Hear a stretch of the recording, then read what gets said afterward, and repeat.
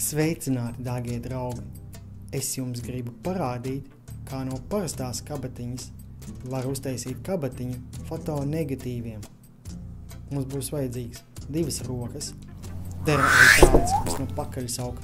Galvenais, lai prot kustināt pirkstiņas, kā arī kabatiņas, papīru, metāla lineālu, divpusējo līmlentu, zīmolu, šķēres, caurumtais, rozeti, lodāmu un šokolādi. Sākumā uztaisam vienu papīra strēmeli aptuveni 3 cm platu, vienmērīgi sacaurumojam. Ar divpusējo līmlentu pielīmējam to pie metāla lineāla tā, lai caurumu būtu ar pašu malu.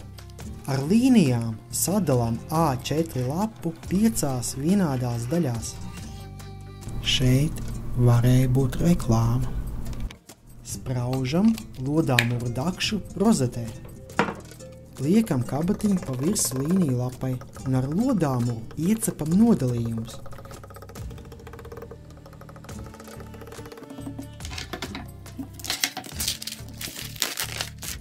Mūsu fotonegatīvu kabatiņa gatava.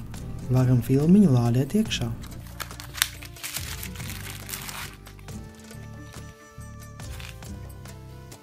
Un tagad galvenais jautājums. Kas pie velna ir fotonegatīvi?